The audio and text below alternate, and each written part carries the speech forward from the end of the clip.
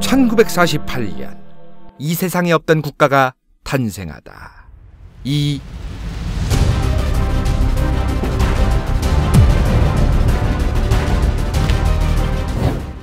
1948년 한반도는 해방 이후 미군정을 지나서 대한민국 정부를 수립하는 해였습니다. 그런데 갑자기 고구려 사람들이 나타났어.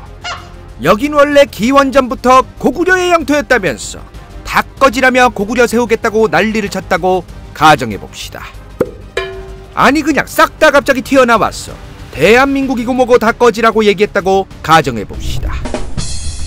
그게 바로 1948년 5월 14일 2500년 만에 갑툭튀한 국가이였던 겁니다. 인간 여기심 정말 왜 그런진 모르겠는데 과거부터 이 관련된 영상만 올리면 노란 딱지 오지게 나오는 부분이었습니다. 1948년 이 일이 갑작스럽게 세워지자마자 정말 수많은 이슬람 중동아랍 국가들과 전쟁이 터지고 난리도 그런 난리가 없었습니다.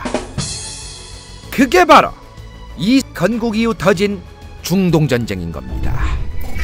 그 이후 지금까지도 이스라엘에서는 수많은 내전이 발생하고 있습니다.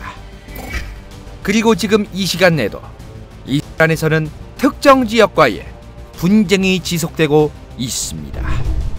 저렇게 싸우게 될 것이 불보듯 뻔했는데도 수많은 사람들이 죽어나면서까지 나라를 세운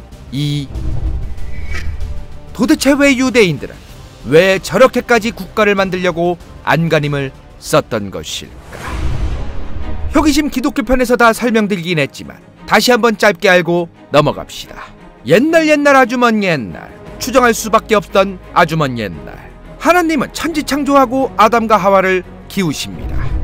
그런데 말 안 듣고 뱀새 말 듣고 선악과 먹었어. 풀옵션 펜트하우스 에덴 동산에서 쫓겨났는데 그들의 후손이었던 인간들이 말 오지게 안 들었어. 하나님께서 홍수나게 해서 인류 포맷 한번 하신다고 노아에게 방주 만들라고 오더 내리십니다. 그렇게 방주 탄 노아와 노아 가족들 빼고 다른 인간들은 싹 다 죽게 되는데, 즉 유일신 여호와 하나님의 말씀 오지게 잘 듣고 유일신 여호와 하나님께서 유일하게 선택해준 민족 노아의 후손, 더 나아가서 노아의 후손이었던 아브라함의 후손 유대인이라는 개념이 성립하게 됩니다. 즉 신이 유일하게 선택해준 민족이라는 종교의 교리상 유대인들은 유일신 여호와 하나님께서 자신들만 선택해주셨고 자신들만 특별하고 자신들만 천국 갈 것이라고 믿고 있는 상태인 건데, 이후 그 선택받았던 유대인들, 구약 성경에 따르면 이집트에 살던 유대인들이 모세와 함께 쫓겨났어 광해라고 부르는 시나이 반도에서 무려 40년간 뺑뺑이 돌았다고 전해지고 있습니다. 그 40년간 뺑뺑이 개고생을 한 것을 유대인들은 유일신 여호와 하나님께서 십계명 믿으며 개기지 말고 신의 말씀 잘 들으라며 일부러 선택해준 우리 민족들에게만 따로 벌 주신 것이라고 믿고 있습니다. 즉 그 40년 개고생을 견뎌야 했던 것은 그 정도로 고생을 시켰어도 우린 선택받은 민족이니 고생 끝 구원의 길이 열린다고 스스로들 믿고 있다는 겁니다. 그러한 유일신께서 선택하신 민족에게 신께서 나라를 만들게끔 도와주십니다. 그게 바로 사울, 다윗, 솔로몬 3대까지 간 이후 무려 기원전 722년에 쪼개지고 지구에서 사라졌던 고대 이스라엘 왕국인 겁니다. 그러나 고대 이스라엘 왕국, 기원전 722년 이후 위아래로 쪼개진 후 바벨로니아와 아시리아에게 개박살납니다. 그럼에도 수많은 유대인들, 신께서 우릴 택하셨으니 신께서 우릴 도와주실 거라면서 난을 일으키기 시작합니다. 그래서 바벨로니아와 아시리아 때 수많은 유대인들이 노예로 끌려가서 박해를 받기 시작했죠. 이러한 탄압과 개고생이 일어날 때마다 유대인들은 우리가 유일신 여호와를 잘못 믿어서 이렇게 된 거라며 신께서 벌을 주셨으니 우리가 더더욱 강력하고 엄격하게 성경과 율법 그대로 유일신 여호와의 말씀을 따라야 한다고 얘기하기 시작합니다. 그래서 유대교를 믿는 사람들은 자신들이 탄압을 당할수록 자신들만의 문화가 아주 뿌리 깊게 바뀌지 않고 이어져 온 겁니다. 즉 탄압을 하면 할수록 당하면 당할수록 더욱 신앙에 의지하며 유일신 여호와를 더욱 잘 믿어야 한다며 그 유일신 여호와께서 우리만 선택하셨고 구원해 주신다며 주장하고 또 주장하고 점차 더욱 강력하게 주장할 수밖에 없는 상황에 이르게 되어갔던 겁니다. 그런데 이후 로마 제국이 들어오면서 로마 제국에서는 아우구스투스 황제를 시작으로 황제각오로 신이라는 개드립을 치기 시작합니다. 당연히 유일신 여호와만 믿던 수많은 유대인들, 그 꼬라지 결코 용납할 수 없었습니다. 게다가 제우스나 헤라 같은 그리스 신들 믿던 그리스인들과도 유대인들 오지게 안 맞는 부분이었습니다. 즉 당시 유대인들의 신앙은 자신들과 다른 수많은 민족들과 함께 가기가 너무 어려운 신앙이었던 겁니다. 그러니 과거부터 자신들의 주변에 있던 다른 민족들 아니면 로마 제국과 같은 기득권들에게까지 오지게 미움받을 수밖에 없는 상황이었던 거죠. 게다가 이후 예수라는 존재가 나타났어 유대인 저것들 율법만 믿으면서 주변 이웃 사랑하지 않는다며 유대인들을 오지게 까기 시작합니다. 자신들만 구원받는다고 생각하던 유대인들에게 자기들이 잘못된 것이라고 말하는 예수를 유대인들 입장에선 가만둘 수 없는 부분이었습니다. 그래서 당시 유대인들은 본디오 빌라도에게 예수 처형 안 하면 반란 저지를 것이라면서 당장 처형하라고 겁박하기 시작합니다. 그렇게 당시 공무원이었던 본디오 빌라도 자기 관할 지역에서 반란이 일어나서 피곤해질 것 싫었으니 예수 처형을 오더를 내리게 되는데, 그런데 기원 후 300년경 로마 제국 황제들이 갑자기 기독교를 공인국교화를 해줍니다. 당시 로마 제국 안에 기독교를 믿는 인구가 너무너무 많아지면서 로마 제국 기독교 이뻐해주지 않으면 정치질 오지게 힘든 부분이었습니다. 그렇게 로마 황제들은 기독교 자기들도 사랑한다면서 자기들도 예수 믿는다며 기독교인들 살살 달래는 정치적 선택을 하게 되었던 거죠. 과거 수많은 기독교인이고 유대인이고 다 잡아 죽였던 로마 제국, 이제 와선 자기들도 기독교 국가라며 과거 자기들이 예수 처형했던 집은 싹 다 없애기 위해 과거 예수 처형하라고 시켰던 대역죄인 유대교인들을 정부 차원에서 솔선수범해서 조지겠다고 얘기합니다. 정작 처형 오더는 지들이 했었는데 말이죠. 콘스탄티누스 황제 기독교 공인 이후 로마 제국은 감히 우리 예수님을 사기꾼으로 몰아서 죽게 만든 유대인들의 예배 장소를 개박살내기 시작했고, 기독교 국교화 이후에는 로마 제국 안에서 기독교 외의 다른 종교는 모두 이단이었습니다. 예수님을 죽게 만든 유대인들은 우리 로마 제국과 기독교인들의 공공의 적이자 대역죄인으로서 농사도 짓게 해서는 안 된다며, 군인도 되어서는 안 된다며, 결혼도 해서는 안 된다며 그냥 닥치는 대로 조질 정책을 만들어내기 시작합니다. 물론 이 모든 것은 기독교인 인구가 많아졌던 로마 제국이 기독교인들 마음 얻어내서 정치질하려고 했던 개수작들이었지만 말이죠. 당연히 이러한 정책으로 경제활동 살 길 다 막혀버린 유대인들, 반대로 그랬으니 수공업과 무역 상업을 해야만 돈 벌어먹을 수 있었습니다. 당시 로마 제국 사람들은 무역에 종사하는 사람들이 별로 없었으니 말이죠. 그렇게 기독교를 공인 국교화까지 했던 로마 제국에서 힘겹게 살아가던 유대인들, 그런데 안 그래도 기독교 국교화에서 살기 힘들어 죽겠는데 이젠 이슬람 세력이 치고 올라옵니다. 수많은 유대교인들, 기회는 이때다 이슬람 제국으로 집단 이주하기 시작합니다.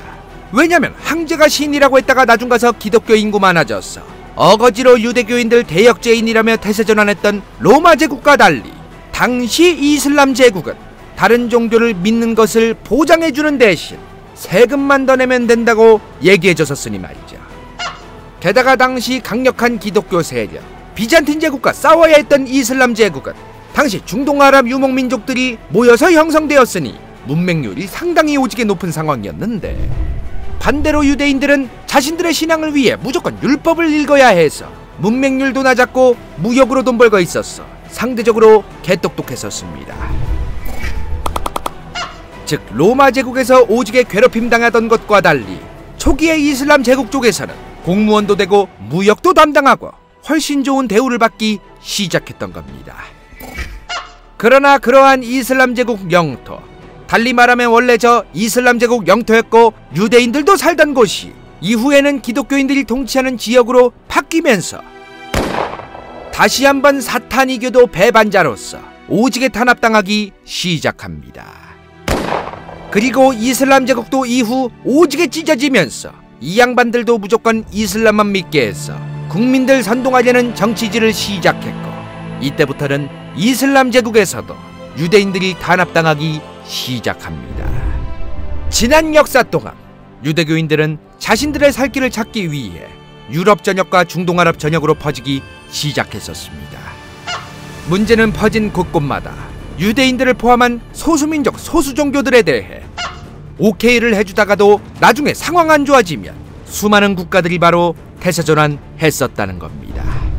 돈을 벌고 싶어도 제대로 벌지도 못했지만 그럼에도 신께서 유일하게 선택해준 민족, 자신들의 민족과 신앙을 악바리처럼 지켜야 했던 유대인들, 어떻게든 자신들의 살 길을 만들어내기 위해서 자신들이 살던 지역 사람들이 대부분 하지 않았던 직업을 선택할 수밖에 없었습니다. 그러한 직업들 중 아주 돈 잘 벌릴 수 있었던 것이 바로 무역업이었던 겁니다. 즉 유대인들은 과거부터 무역업이 발달할 수밖에 없던 것은 어딜 가든 탄압 오지게 당해서 자기들 살 길 모색하려면 할 수 있는 일, 무역을 포함해서 몇 가지 되지 않았던 것 때문이었습니다. 그렇게 무역으로 이제 돈을 벌기 시작했던 유대인들. 그런데 중세 유럽에 들어서면서 유럽 국가들이 돈 벌려면 무역이 개쩌는 것이구나라는 것을 파악하기 시작했으니 기존 무역업 하던 유대인들의 상권과 지분, 노하우까지 싹 다 유럽 국가들이 덥석 빼앗기 시작합니다. 자신들이 돈 벌기 위해 하던 상업무역까지 빼앗기면서 이제 유대인들은 정말 먹고 살 길 막막해지기 시작합니다. 그래서 유대인들은 당시 유럽 사람들이 천하다고 생각했던 노예상과 정육점, 전당포와 고물상 같은 일을 하기 시작합니다. 그리고 신앙적으로 돈 꿔주고 돈 빌려줘서 이자 받아 처먹는 것은 죄악이었던 중세 기독교인들. 이제 유대인들은 중세 유럽인들이 하지 않았던 대부업 사채업까지 하기 시작합니다. 십자군 전쟁 이후 유럽에 짱박혀있던 수많은 돈들이 교회와 성직자, 그리고 전쟁 나가던 기사들에게 쌓이기 시작합니다. 문제는 돈이 쌓이기만 하고 있었으니 가만히 내버려두면 뭔가 아까운 부분입니다. 그래서 당시 교회와 성직자들 사이에서 사채업, 돈 꺼주고 이자까지 받아먹는 대부업이 유행하기 시작하는데, 당시 그것 교회 이미지 개먹칠하는 짓이라면서 교황청이 대부업 금지시켜놨던 상황이었습니다. 그러나 유대인들은 신명기 23장 20절을 근거로 해서 같은 유대인만 아니라면 돈 꺼져서 돈 벌 수 있다고 판단, 대부업 오지게 하기 시작합니다. 어차피 당시 전 유럽 여기저기로 뿔뿔이 흩어져 있던 유대인들, 같은 형제들, 즉 유대인들끼리만 돈 꺼주고 이자 받는 짓을 안 하면 되는 것이었으니 마음껏 대부업 가능한 부분이었습니다. 그러나 호기심 1차부터 8차 십자군 편을 보신 분들은 아시겠지만 십자군 전쟁 가면 갈수록 오지게 안 풀리기 시작합니다.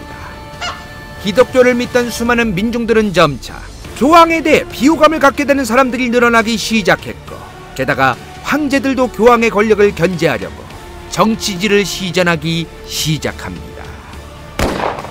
그래서 교황은 십자군 전쟁에 수많은 사람들이 참여하게 하기 위해서 이교도 이슬람을 조지러 가도록 유도해야 했으니 기독교인이 아니면 죽여도 하나님이 책임져 준다는 드립을 치기 시작합니다. 그러자마자 유대인들에게 돈 껐던 수많은 인간들이 유대인들을 죽이기 시작합니다. 교황은 이슬람을 목표로 해서 말했던 것인데 말이죠. 1차 십자군 전쟁 시기 유대인들에게 돈 껐던 수많은 사람들, 당시 독일에서만 무려 12,000명의 유대인들이 살해당합니다. 게다가 호기심의 십자군 편을 보셨으면 아시겠지만 중세 당시 교황들은 자신들의 권력 확립을 위해서 더더욱 기독교인이라는 종교 동질감을 이용하기 시작합니다. 우리 같은 기독교인들이 구원받기 위해서 이교도 이슬람 사탄뿐만 아니라 예수님을 처형시킨 민족 유대인들도 같이 조져야 된다면서 유럽의 기독교 국가들에게 너네 나라에 있는 유대인들을 싹 다 다른 곳으로 추방하라고 명령을 내릴 정도였습니다.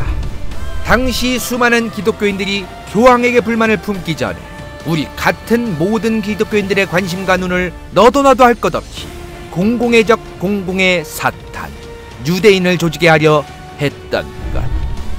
또 나약한 인간은 자기들 멋대로 정한 그 사탄을 죽임으로써 우리가 사탄 악마들을 몰아냈다면서 우리는 더더욱 천국과 가까워졌다면서 신나게 살아갔다는 것. 흑사병은 모두 유대인 때문이라면서 정말 수많은 유대인들이 마녀사냥 당했었습니다. 유대인이라는 공공의 사탄을 죽여야만 앞으로 다가올 수많은 재앙으로부터 내가 살아남을 수 있을 것이라고 믿었던 누군가가 죽든 말든 나만 살면 된다던 인간의 나약함. 로마 제국을 포함한 수많은 권력자들, 지도자들은 자신들의 집권을 위해 수많은 국민들을 선동하여 소수가 죽게끔 만들었었습니다. 그리고 수많은 국민들은 소수의 악마를 만들었고 그 악마를 없앰으로써 자신들의 만족감을 얻게 되었죠. 그게 바로 지난 몇천 년간 이어져 오던 유대인 혐오의 역사입니다. 그리고 그 혐오의 역사는 혐오의 대상들이 다양해졌을 뿐 지금 2020년에도 달라지지 않은 것 같습니다.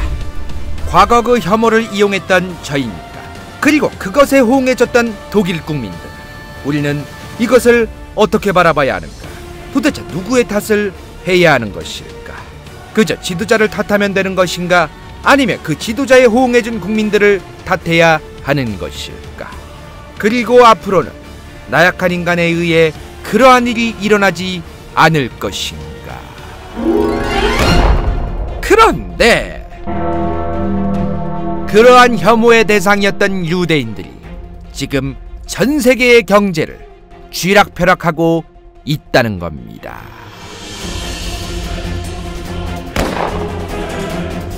교청자 여러분, 내일은 우리 아이들에게 더 나은 내일이 될 것입니다. 볼만했다면 좋아요와 구독, 재미없었다면 싫어요를 눌러주십시오.